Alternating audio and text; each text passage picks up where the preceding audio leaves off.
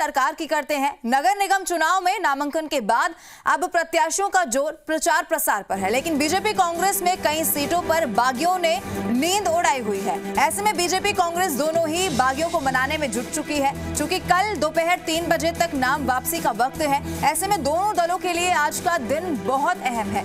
दोनों दलों की कोशिश है कि ज्यादातर बागियों को मनाकर उनके नामांकन वापस करवा दिए जाए, जिससे पार्टी की जीत की राह में आ रही अपनी परेशानियों को दूर किया जा सके। बड़ी खबर लगातार आपको बता रहे हैं और कहीं ना कहीं नाराजगी के भी स्वर जो हैं वो दोनों ही पार्टियों की ओर से उठते हुए नजर आए थे।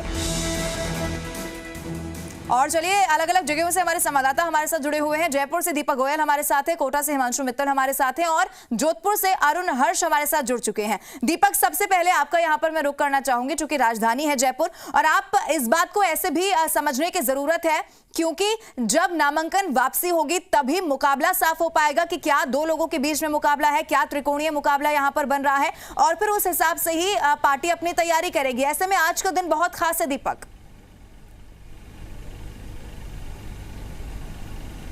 दीपक, आवाज आपको मिल रही है? चलिए इससे पहले कोटा का रुख कर लेते हैं। दीपक से एक बार फिर से संपर्क करने की हम कोशिश करेंगे। कोटा से हिमांशु मित्तल हमारे साथ हैं। हिमांशु, देखिए यही सवाल आपसे भी मेरा रहेगा, क्योंकि जब नामांकन वापसी होगी तो मामला साफ हो पाएगा, मुकाबला साफ हो पाएगा कि क्या दो लोगों के बीच में मुकाबला है, क्या त्रिकोणीय मुकाबला बन रहा है, और फिर उम्मीदें जनता को क्या कुछ है। ऐसे में आज का दिन बहुत खास है। हिमांशु, देखिए लवीना, बिल्कुल ठीक कहा आपने, क्योंकि कोटा के दो निगम, कोटा उत्तर और कोटा दक्षिण वार्ड 150 हैं जिन पर चुनावी घमासान है, जिन पर शहर की सरकार चुनी जानी है। और आज कह सकते हैं कि तमाम परिस्थितियां, हर वार्ड से तस्वीर साफ हो जाएगी कि जो फाइट रहने वाली है वो किस तरह की रहने वाली है। त्रिकोणीय मुकाबला रहने वाला है या फिर जो टक्कर है वो सिर्फ और सिर्फ बीजेपी और कांग्रेस के बीच रहने वाली है। आपको बता दें कि बहुत हद तक जो फिलहाल कोटा की अगर बात करें तो कोटा के तमाम वार्डों पर जो गणित बैठ रही है वो स्पष्ट ये है कि ज्यादातर वार्डों में बीजेपी और कांग्रेस के बीच में सीधी टक्कर है। तो कई वार्ड ऐसे हैं जहां पर त्रिकोणीय मुकाबला है, जो निर्दलीय हैं, जो बागी थे, जिनको जो पार्टी से टिकट मांग रहे थे, चाहे वो बीजेपी से हो या कांग्रेस से हो, और अंत जब टिकट नहीं मिला तो बागी बन करके मैदान में उतर गए, निर्दलीय बन करके मैदान में उतर गए। तो कहीं ना कहीं वो जो गणित है वो बिगाड़ेंगे और इसका जो खामियाजा है वो पार्टियों को भुगतना पड़ेगा। लेकिन फिलहाल शहर की सरकार चुनी जानी है, शहर की जनता क्या कहती है, फिलहाल उनका जो राय है वो बहुत अहम हो जाता है। कोटा उत्तर निगम क्षेत्र में हम हैं। भाई साहब, सबसे पहले आपकी प्रतिक्रिया। चुनाव है और निश्चित तौर पर शहर के मुद्दे होते हैं, इलाके के मुद्दे होते हैं, वार्ड के मुद्दे होते हैं। आपके इलाके के मुद्दे क्या है जिनको लेकर के आप वोट कर सकते हैं? सर, ये वार्ड नंबर 27 से नंदू भाई साहब खड़े हो रहे हैं इस बार।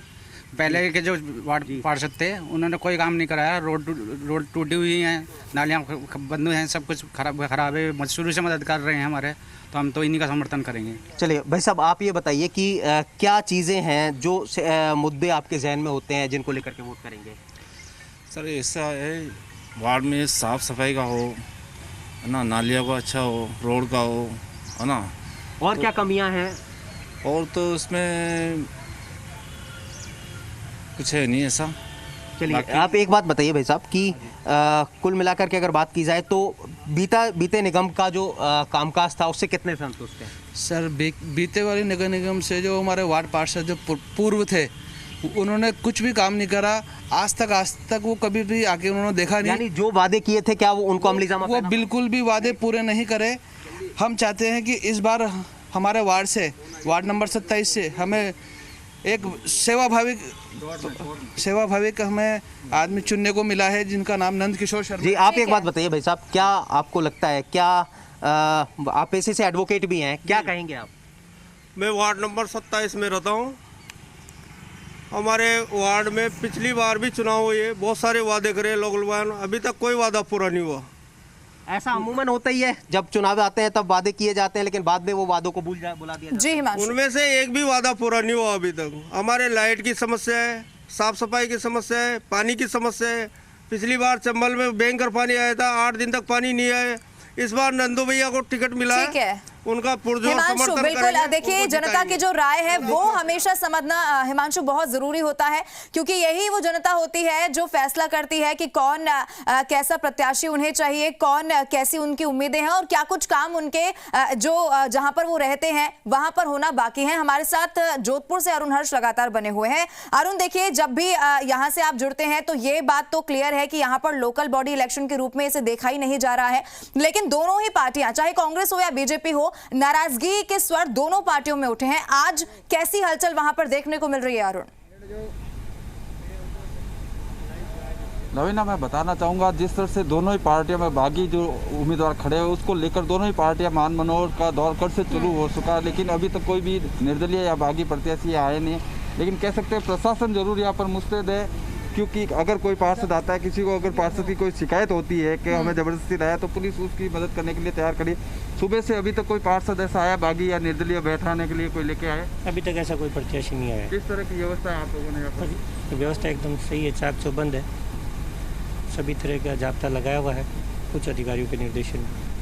तो लवीना देखो, पुलिस का जाब्ता बिल्कुल तैयार है, रिटर्निंग अधिकारी अंदर ऑफिस में बैठे हैं, बिल्कुल इंतजार कर रहे हैं, लेकिन अभी तक कोई भी प्रत्याशी यहाँ आया नहीं है। मैं बताना चाहूँगा अभी जोधपुर उत्तर और दक्षिण दोनों वार्ड में मिलाकर 740 प्रत्याशी है जो अभी भी फील्ड में है, जिनके 808 फॉर्म हैं, यानी कि 808 फॉर्म जो भरे हुए हैं उनकी अभी और कल तक ये लोग इंतजार करेंगे कितने लोग बैठे हैं और कितने बैठे, उसके बाद में जो है स्थिति सारी स्पष्ट हो पाएगी। लेकिन कह सकते हैं दोनों ही पार्टियों में बागी और निर्दलीय है जो दोनों पार्टियों की परेशानी पैदा कर रहे हैं। हालांकि बीजेपी ने इस बार जोधपुर में 17 अल्पसंख्यक वोट बैंक को मुस्लिम दावेदारों को टिकट दिया है, लेकिन जिस तरह से कांग्रेस का वोट बैंक कहलाता है मुस्लिम बैंक, वही इस बार बीजेपी ने उसमें सहन लगाने का प्रयास किया। उसके अलावा बात करूंगा युवा लोगों को बीजेपी ने टिकट दिए, तो कह सकते हैं इस बार जोधपुर में जो मुकाबला है वो त्रिकोणीय और युवा लोगों के बीच में देखने को मिलेगा। रवीना, बिल्कुल अरुण, यही महत्वपूर्ण भी है कि स्थिति जब साफ हो पाएगी तभी ये समझ में आएगा कि मुकाबला आखिर है किसके बीच में, सीधी टक्कर है या फिर त्रिकोणीय मुकाबला है या फिर क्या कुछ कैसा नजारा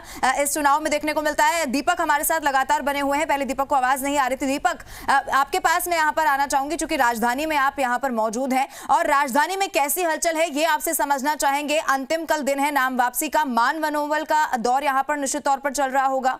दीपक,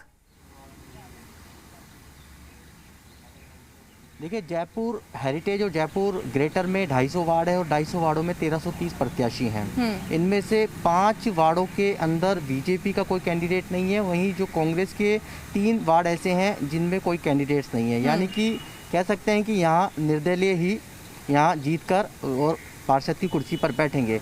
लेकिन 9 घंटे का समय है, 9 घंटे में दोनों ही पार्टियां, क्योंकि जयपुर में 250 वार्डों में 200 से ज़्यादा ऐसे लोग हैं जो बागी होकर उन्होंने चुनावी मैदान में ताल ठोकी है, उनकी मान मनोबल का दौर चल रहा है और ये टास्क दिया है पार्टियों ने विधायकों को, और यहीं से विधायकों की जो ACR है वो तय होगी कि कौन विधायक कितना कामयाब होता है बागियों को बैठाने में, क्योंकि इस बार जो बागी हैं, जो निर्दलीय हैं, वो हार जीत तय करेंगे। बोर्ड बनाने में वो ही एक बड़े अहम निर्णायक के रूप में काम करेंगे। यदि दोनों पार्टियों से ज़्यादा जो बागी हैं, जो कि पार्टी के लिए जयकारे लगाते थे, पसीना बहाते थे और उनको पार्टी ने यहाँ से कह सकते हैं बायकॉट करके और दूसरे को दिया है, तो ऐसे में वो लोग शायद जीत सकते हैं। जयपुर के अंदर गिरधारी लाल भार्गव जो कि कई बार सांसद रह चुके हैं। बिल्कुल दीपक, महत्वपूर्ण जानकारी आपने भी यहाँ से साझा की। जोधपुर की तस्वीर अरुण हर्ष ने दिखाई और इधर कोटा से भी हिमांशु मित्तल ने बताया कि क्या आज हो रहा है, कैसी हलचल बढ़ी है यहाँ पर। आप तीनों का बहुत शुक्रिया हमारे साथ जुड़ने के लिए और महत्वपूर्ण